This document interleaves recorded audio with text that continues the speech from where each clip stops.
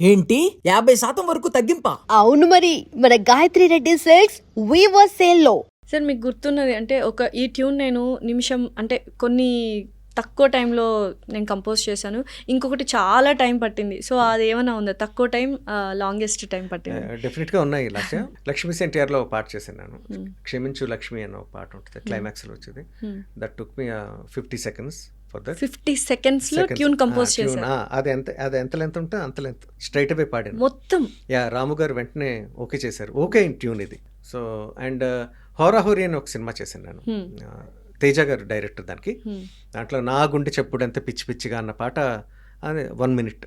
అది so that is the fastest and the longest is జోచితానందలో ఒకలాలన ఒక దీవెన ఉంటుంది ఆ పాట. It took me 1 month. Depends కదా సార్ మనకు సిచ్యువేషన్ అండ్ వాళ్ళు ఇచ్చి రిఫరెన్స్ ఒక్కోసారి మనకి భయపడేలా చేస్తుంది. అంత బాగా నేను చేయగలుగుతానా లేదన్న ఫీర్ నేను డామినేట్ చేసేస్తూ ఉంటుంది లాస్య.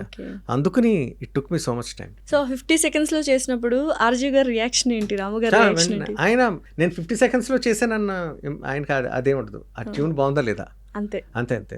సో ఆయనతో ఎలా ఉంటుంది సార్ మాట తీరు కానీ మాట్లాడడం కానీ, ఆ relationship bond? Very highly sensitive, very very nice person, very gentleman. నాతో వర్క్ చేసినప్పుడల్లా కూడా he respected me lot. He gave me so much of freedom, so much respect. It was always a pleasure working with Ramu garu for that film. So నిజంగానే అంటే చాలా మంది RGV గారు లాగా బతకాలనుకుంటారు, బతకలేక ఏదో ఒకటి అంటూ ఉంటారు చాలా వరకు. సో ఏం సార్ నిజమే అంటారా? బట్ యాక్చువల్లీ ఈజ్ వెరీ అంటే చాలా రెస్పెక్ట్ చేస్తారు. నేను చాలా సార్లు ఇంటర్వ్యూ చేశాను సార్ని. What ever he talks on screen దానికి పూర్తి ఆపోజిట్లో అయినా ఉండొచ్చు, లాజికల్గా ఉంటుంది. So what is it sir, అసలు ఎందుకు ఆ కైండ్ ఆఫ్ చెప్పలేము. అంటే he doesn't care about what society will think about him. అది బేసిక్ క్వాలిటీ అది. అందుకని ఆ మాటలు అలా మాట్లాడడం కానీ, లేకపోతే ఒక్కోసారి జనాలకి తెక్కు పుట్టిలాగా మాట్లాడతారైనా చాలా లాజికల్గా ఉంటాయి, చాలా హై స్టాండర్డ్స్ ఆఫ్ ఫిలాసఫీ ఉంటుంది. మనం ఎలా తీసుకుంటే ఏం తీసుకుంటే అది. But is very matured person. Sir ఇప్పుడు సింగర్స్ గురించి చాలామంది సింగర్స్ చెప్తూ ఉంటారు, లైక్ మ్యూజిక్ అంటే పాడుతుంటే మూవీస్లో పాడుతున్నది చాలా తక్కువ రెమ్యూనరేషన్ ఇస్తూ ఉంటారు మాకు, బట్ ఈవెంట్స్లోనే ఎక్కువ సంపాదిస్తున్నాం.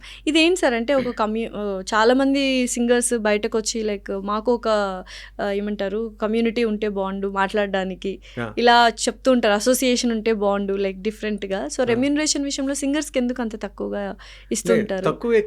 ఎవరికి ఎక్కువ ఎవరు తక్కువ, ఏది ఎక్కువ ఏది తక్కువ, ఇదంతా కూడా in comparison in what you are expecting or what you are aiming for అన్న దాని మీద ఉంటుంది ఎప్పుడు కూడా. ఇప్పుడు నేను ఒక ఛాన్స్ పాట పాడడానికి ఒక ఛాన్స్ కావాలని చెప్పి ప్లేబ్యాక్ సింగర్ అవుదామన్న దీంతో ఓ మ్యూజిక్ డైరెక్టర్ని అప్రోచ్ అయ్యాను అనుకుందాం. నేను కొత్త సింగర్ని, సో నాకు ఛాన్స్ రావడమే చాలా ఎక్కువ. ఫస్ట్ ఆఫ్ ఆల్ నాకు ఛాన్స్ ఎందుకు ఇవ్వాలి? ఫస్ట్ ఆఫ్ ఆల్ ఆ మ్యూజిక్ డైరెక్టర్ నేను బాగా పాడతానని ఇస్తాడు. నాలా బాగా పాడేవాళ్ళు చాలామంది ఉంటారే. నేను బాగా పాడతానని అనుకుంటే నీకే ఎందుకు ఇవ్వాలి? సరే నీ టైం బాగుంది, నీకు ఛాన్స్ వచ్చింది, నీకు ఛాన్స్ రావాలని కదా కోరుకున్నావు. ఛాన్స్తో పాటు డబ్బులు కూడా రావాలని కోరుకున్నావు నువ్వు, లేదుగా, ఉండదు దాంట్లో. సో తను డబ్బులు ఇచ్చాడా లేదా అన్నది నీకు అనవసరం. సరే డబ్బులు ఇస్తాడు అనుకుందాం, డబ్బులు ఇచ్చేసాడు, తర్వాత నీ పాట నచ్చలేదు అబ్బాయి, వేరే మంచి సింగర్ తోటి పాడిచ్చేసాను, క్యాన్సిల్ చేశాను అనుకుందాం. Will you be happy with that money? No. So what you are expecting, what do you want actually? You want good chance, good possibility to become a playback singer where that particular song will help you to grow up. కదా.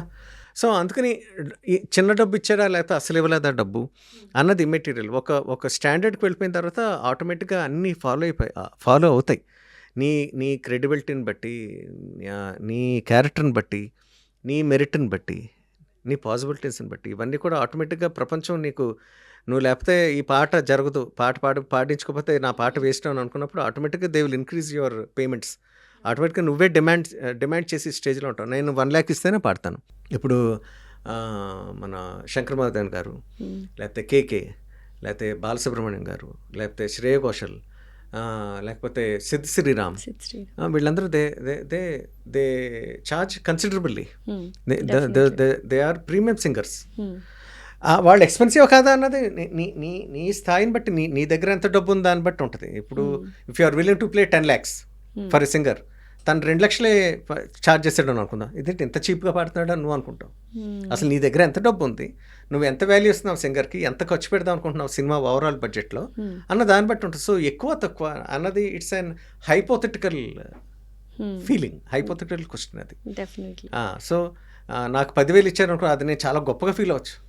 అది తక్కువ నువ్వెలా అంటావు, అయ్యే నీకు 10,000 ఇచ్చారని నీకు తక్కువే ఉండొచ్చు. Maybe you are expecting 50,000 worth ఉందా లేదా, అసలు నీకు ఆ కెపాసిటీ ఉందా లేదా, డూ యూ డిజైర్ దట్ అన్నది వాళ్ళు అనుకోవాలి. సో మెనీ ఫ్యాక్టర్స్ ఉంటాయి. వాళ్ళు అలా అనుకోవట్లేదు, నీకు నచ్చలేదు, నువ్వు అనుకున్న 50,000 రావట్లేదు. Who is forcing you? నువ్వు మేనేజ్గా పాట పాడడం, నువ్వు కాకపోతే నీ లైన్లో కొన్ని లక్షల మంది ఉంటారు. So do you want both, అవ్వ కావాలి బువ్వ కావాలని అడిగినట్టుంది. సో ప్రతి ఒక్కరికి వాళ్ళకి వెళ్ళవలసిన రెమ్యునరేషన్స్ వెళ్తాయి లాస్యా. అది ఎక్కువ తక్కువ అన్నది మనం జడ్జ్ చేయలేం, అది వాళ్ళ దాన్ని బట్టి ఉంటుంది. కొంతమంది ఎగ్గొట్టేస్తారు కూడా ఎవరు, అది ఇంకా అది మనం. అలా మీకు ఎగ్గొట్టిన సందర్భాలు ఉన్నాయా? నాకు ఎవరు, నేను సింగర్గా ఉన్నప్పుడు ఒక మ్యూజిక్ డైరెక్టర్ నాతోటి ట్రాక్స్ అన్ని పాడించుకుని అసలు నాకు డబ్బులు ఇవ్వలేదు. అప్పుడు నాకు డబ్బులు చాలా చాలా ఇంపార్టెంట్. నేను అద్దెంట్లో ఉండేవాడిని ఇక్కడే హైదరాబాద్లో. స్ట్రగ్లింగ్ డేస్ అన్నీ కూడా 1999-2000 టైంలో 500 రూపాయలు పర్ ట్రాక్. అప్పుడు మొత్తం 5 సాంగ్స్ పాడాను. 5 సాంగ్స్కి 2,500 రావాలి. కనీసం 1,000 రూపాయలనే ఇవ్వరండి అని చెప్పి రిక్వెస్ట్ చేశాను, చాలాసార్లు ఫోన్ చేశాను, ఇవ్వలేదు. ఎందుకు ఇవ్వలేదు అంటే ఇంకా ఎగ్గొడదామని డిసైడ్ అయిపోయారు. జులుం అంతే, ఎవరు అంతే, ఎవరు.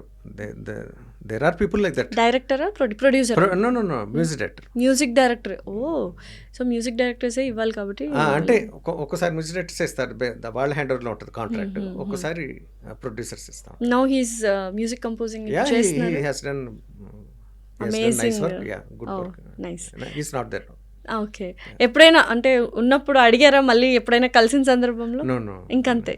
తర్వాత మళ్ళీ ఎప్పుడైనా చేశారా? లేదు కూడా. 2,500. ఓకే. బట్ అది నాకు ఒక 10 లక్షలతో సమానం ఆ రోజుల్లో. డెఫినెట్లీ చాలా చాలా కష్టపడి రోజుల్లో అది. నేను అనేది ఏంటంటే అటువంటి పీపుల్లో కూడా మనం ఒకసారి పడతాం. మనం ఏం చేయాలంటే సర్దుపోయాలి. అంటే we should understand, this my fate today, ఇవాళ నాకు డబ్బు యోగం లేదు, ఆ పాట హిట్ అయితే బాగుండు అని కోరుకోవాలి. ఆ పాట ఎక్కడో చోట ఎవరో వింటారు. ఇప్పుడైతే ఇంకా ఈజీ. నేను ట్రై చేసిన రోజుల్లో ఈ సోషల్ మీడియా లేదు. ప్రతి మ్యూజిక్ డైరెక్టర్ దగ్గరికి వెళ్ళడం, బతిమాలడం. అయితే చాలా మంది డైరెక్టర్స్ కానీ ఈ హీరోతో చేస్తే బాగుండు అన్న ఫీల్ ఉంటుంది. కొరియోగ్రఫర్స్కి ఈ హీరోతో డాన్స్ స్టెప్పులు ఇప్పిస్తే బాగుండు అని. సో మీకు అలాగే ఎవరైనా ఉన్నారా? సో ఈ హీరోకి మ్యూజిక్ కంపోజ్ చేస్తే బాగుండు అన్న హీరో, మీకు బాగా నచ్చిన హీరో? ఒకప్పుడు ఒక ఫేవరెటిజం ఉండేది last year before coming in to the field. అందరిలాగే నాకు ఎన్టీఆర్ గారు అంటే ఇష్టం, లేకపోతే వాళ్ళు అంటే ఇష్టం అని ఒక చిన్న ఫేవరెట్. ఇప్పుడు నేను అందరితోనూ వర్క్ చేయాలి. సో అందరూ నాకు ఏ సినిమాకి నా ఏ హీరోకి చేస్తుంటే ఆ హీరో నాకు ఫేవరెట్గా అనిపిస్తూ ఉంటాడు. నాకు ఆ సినిమా హిట్ అవ్వాలి. బట్ అపార్ట్ ఫ్రమ్ దట్ నాకు నాని అంటే చాలా ఇష్టం. నాకు నేను తను చేసిన ఫస్ట్ సినిమా అష్టాచమ్మ, నేనే మ్యూజిక్ డైరెక్టర్ కాబట్టి ఒక తెలియని మంచి బాండ్ ఉంది దాంతో నాకు. తర్వాత అలా మొదలైంది చేసినప్పుడు. So he is very nice person, very friendly and very very genuine at heart. ఏం మాట్లాడినా Nani. So it's very special to me. అంటే తన సినిమాలు చేయాలి, తన సినిమా ఆ టైప్ ఆఫ్ అనట్లేదు, నాకు out of bond, out of friendship నేను మాట్లాడుతాను. సో 2 మూవీస్ పెద్ద హిట్, మ్యూజికల్ వైజ్ అయితే ఇంకా అసలు ఇప్పటికీ అలా వింటూనే ఉంటాము. ఏంటి ఏదైనా చిన్న స్వీట్ మెమరీ ఏమైనా గుర్తుందా నాన్నగారితో సెట్స్ లో కానీ, లేకపోతే మ్యూజిక్ కంపోజిషన్? అష్టాచమ్మ అప్పుడు బాగుండి. అష్టాచమ్మ అప్పుడు అందరు చిన్న చిన్న వాళ్ళే. మీకు ఇష్టమైన శ్రీనివాస్ అవసరాల కూడా అది ఫస్ట్ సినిమా తనకి. ఓకే. సో అది Ashtachamma is very very favourite. Very ఆ సినిమాలో షూటింగ్ అప్పుడు నేను అక్కడికి అమలాపురం వెళ్ళినప్పుడు జరిగినాయి. మధ్యలో షార్ట్ బ్రేక్స్లో నాని మేము అంతా మాట్లాడుకోవడం, సరదాగా జాతకాలు చూసుకోవడం. నేను పామిస్ట్రీ సరదాగా ఏదో నాకు ఇంత ఒక 1% వచ్చా సార్? అయితే 1% అది అప్పుడప్పుడు ఇలా చూస్తుంటే సార్ నా చూడండి నాని అడగటం నాకు ఇంకా గుర్తుంది. రకరకాల ఏం చెప్పారు సార్ నాని గారు? సో అటువంటి ఫన్ మూమెంట్స్ చాలా చాలా మంచి మంచి ఉన్నాయి. అండ్ ఆ సినిమా హిట్ అవడంతో అది ఇంకా అదొక మంచి చెరిషబుల్ మెమరీ. అలా మొదలైంది కూడా ఇంకా అసలు నెక్స్ట్ లెవెల్లో ఉంది.